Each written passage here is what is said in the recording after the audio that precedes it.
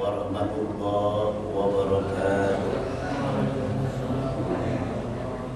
Alhamdulillahi rabbil alamin wal aqibatu lil muttaqin wa la udwana illa 'alal zalimin.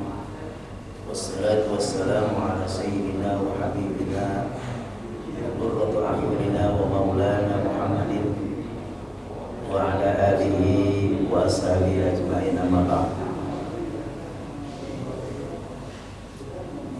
Qalu subhanaka la 'ilma lana illa ma 'allamtana innaka antal 'alimul hakim. Qala rabbi ishrah li sadri wa yassir li amri wa hlul 'uqdatam min lisani yafqahu qawli. Shadaqallahul 'azim wa sadaqa rasulul nabiyul habibul karim. Wa nahnu 'ala dzalika minasy syahidin wasyakirin walhamdulillahi rabbil alamin. Para jamaah Masjid Al-Ikhlas yang dirahmati Allah Subhanahu wa taala, alhamdulillah, syukurillah, pada siang hari ini kita bertemu kembali. Mungkin 3 bulan atau 4 bulan yang lalu saya pernah mengisi di sini. Alhamdulillah sekarang bisa bertemu kembali.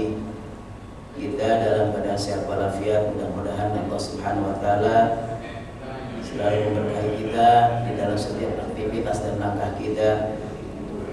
Mudah-mudahan diberi kita kesehatan, kesempatan untuk kita terus mengabdi kepada Allah Subhanahu wa taala selaku hambanya, sebagai kewajiban kita untuk selalu mengabdi kepada Allah dan Rasulnya. Mudah-mudahan Allah Subhanahu wa taala selalu memberikan hidayah dan bimbingannya kepada kita sekalian. Yang sama-sama kita hormati Bapak Budi, juga selaku pengurus Masjid Al-Ikhlas, para bapak-bapak sekalian, jamaah daripada Masjid Al-Ikhlas yang sudah kajian rutin setiap hari Senin. Pada kesempatan kali ini kita akan membahas yang ada fotokopinya. Saya mohon maaf baru sedikit fotokopi, baru sempat ada. Kita membahas bab syirik kecil atau riya. Hadratil mukarramin yang dimuliakan Allah Subhanahu wa taala, pada kesempatan ini izinkan saya untuk membawakan satu bab. Kita ambil sedikit saja dari syirik atau syirik kecil atau riya. Di dalam Al-Quran surah Al-Kahfi ayat 110, Allah berfirman, a'udzu billahi minasyaitonir rajim, bismillahirrahmanirrahim. Faman kana yarju liqa'a rabbih falyamal 'amalan shalihan wa la yusyrik bi'ibadati rabbih ahada. Barang siapa yang ingin berjumpa dengan Tuhannya, maka hendaklah ia beramal saleh, wala yusyrik bi'ibadati rabbih ahada, dan tidak sekalipun menyekutukan Allah Subhanahu wa taala dalam beribadah. Di dalam ahlul mufassirun, para ahli tafsir, ada yang mengatakan bi'ibadati rabbih ahada ini dengan adanya syirik kecil. Sebagaimana kita ketahui, syirik itu ada 2, syirkul akbar wa syirkul asghar. Syirik besar dan syirik kecil. Syirik besar itu adalah ya'budu li ghairillah. Definisinya adalah syirik besar adalah menyembah kepada selain Allah Subhanahu wa taala, beribadah kepada selain Allah Subhanahu wa taala. Mungkin kepada pohon-pohonan, kepada gunung, kepada kuburan, itu termasuk syirik. Ya. Menyembah kepada selain Allah. Kalau syirkul asghar ini masih ya'budullah, masih menyembah Allah Subhanahu wa taala. Tapi efeknya sangat luar biasa. Tuhbitul a'mal. Dia akan merusak seluruh amal soleh yang kita kerjakan dari semenjak kita balik sampai sekarang. Kalau itu dilaksanakan, makanya ahli mufassirin mengatakan di sini bi ibadati rabbi ada bukan hanya syirik, bukan hanya menyembah selain Allah, akan syirik kecil. Sebagian pengertian hendak seseorang tidak mengerjakan salat karena orang lain. Artinya syirik ini adalah ya'malus salihan bi ghairi ikhlas. Tidak dengan ikhlas, hanya ingin dapat pujian manusia, hanya ingin dapat ulu-uluan manusia. Jadi makanya disebut syirik kecil. Ya, tapi tetap menyembah Allah. Tapi amal solehnya adalah itu menyembah atau selain syirik. Allah Subhanahu wa taala memberikan gambaran di dalam hadis Rasulullah SAW bersabda, "Inna akhwaba ma akhafu 'alaikum asyirkul asghar wa huwa riya." Yaqulu yaumal qiyamah lil mura'in idza jazallahu an-nasa bi'amalihim idzabu ila alladziina kuntum tura'una fid dunya unzuru hal tajiduna indahum jazaa. Di dalam hadis Rasulullah SAW mengatakan, sesungguhnya yang sangat aku khawatirkan dari umatku ini adalah syirkul asghar, syirik kecil. Perumpamaan syirik kecil itu adalah an-naml kan-namli kadabi bin namli yamshi 'alal hajar fi zulumatil lail. Jadi syirik kecil itu ada di dalam jiwa kita seperti berjalannya semut kecil yang hitam di atas batu hitam di tengah kegelapan malam. Coba, ada di dalam kita. Jadi seperti semut hitam, sudah hitam di tengah malam, artinya tidak terdeteksi syirik. Apakah di jiwa kita ada sifat syirik, artinya riya?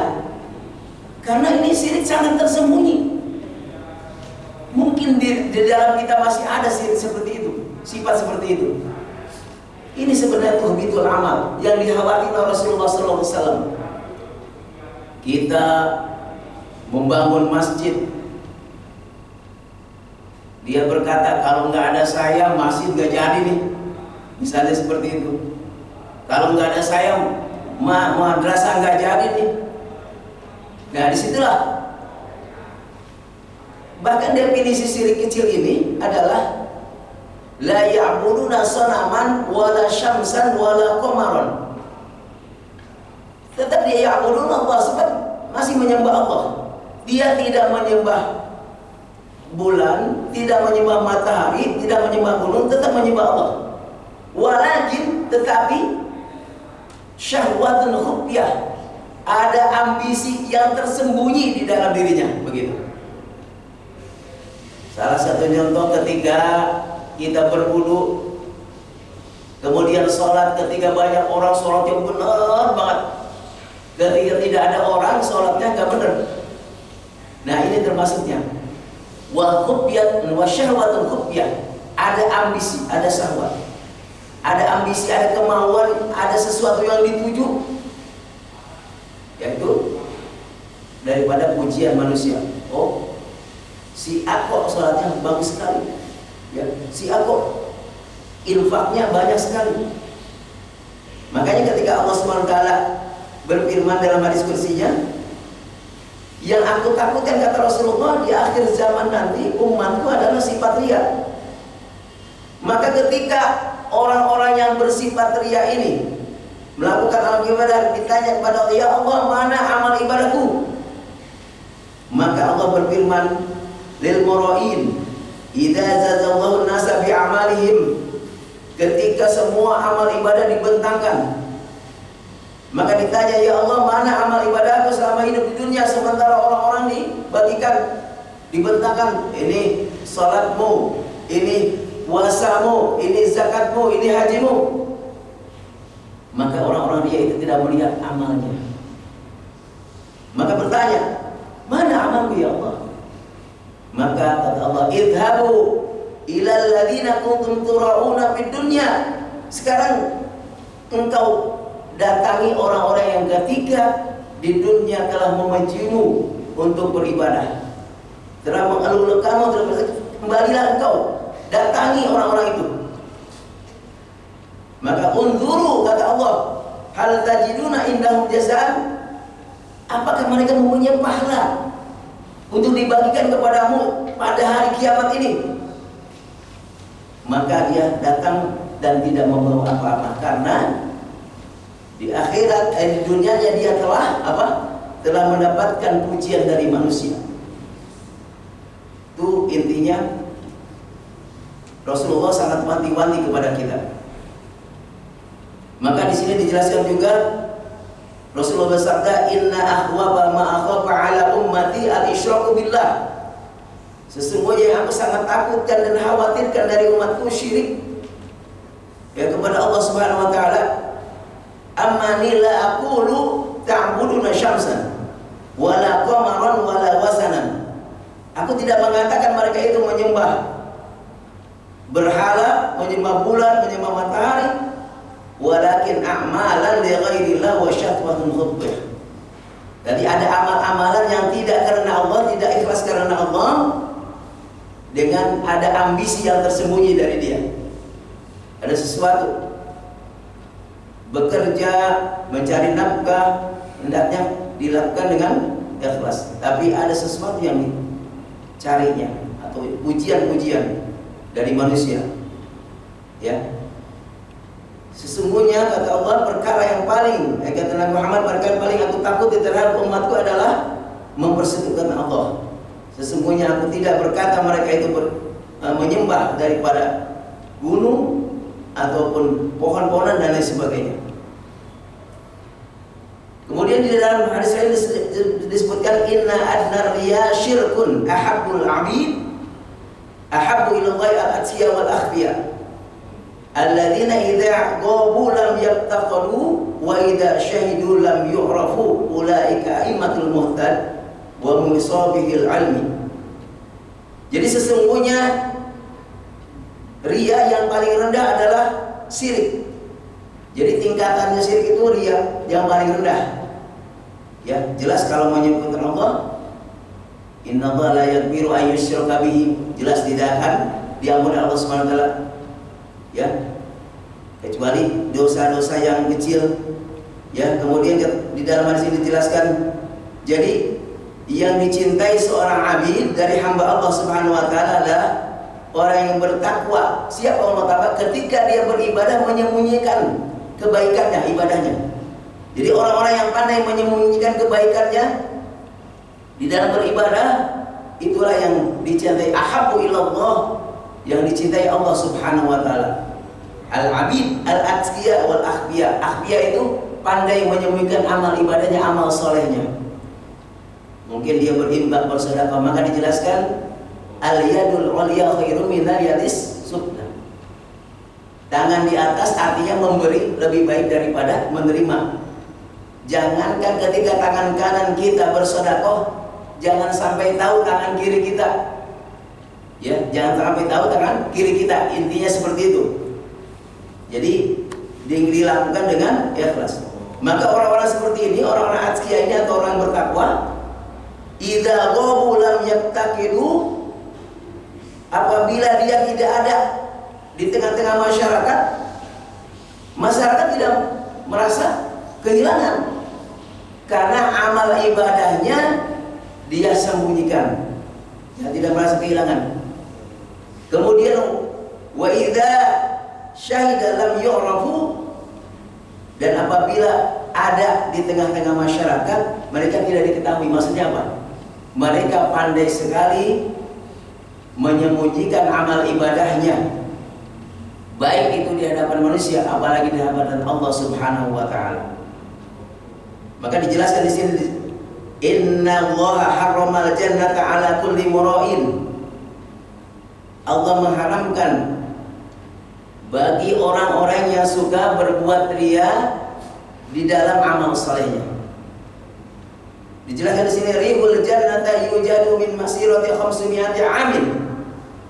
Jadi wanginya surga itu tercium sejauh 500 tahun perjalanan. Masya Allah, 500 tahun perjalanan itu bagi orang mukmin sudah mencium wanginya surga.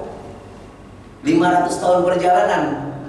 Di dalam hadis ini dijelaskan riwayat Ad-Dailami, wala yajiduha man talaba dunya bi amal akhirah, dan tidak akan tercium boro-boro masuk surga, menciumnya juga tidak, bagi orang-orang yang mencari kehidupan dengan amal akhirat.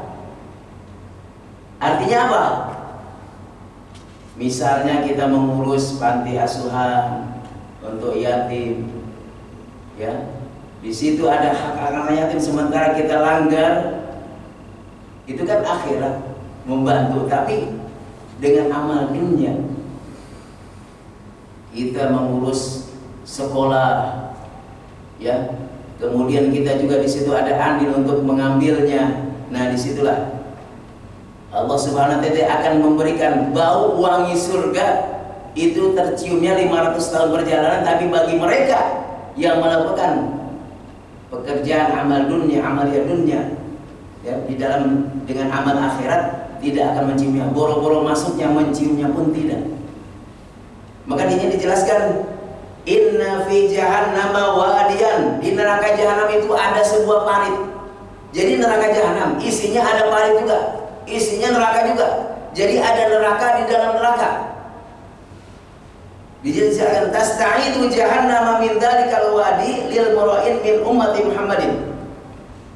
Jadi neraka jahanam ini setiap hari memohon ampun kepada Allah, memohon pertolongan kepada Allah dari dahsyatnya parit tersebut. Jadi di neraka jahanam ada parit yang lebih dahsyat daripada neraka jahanam.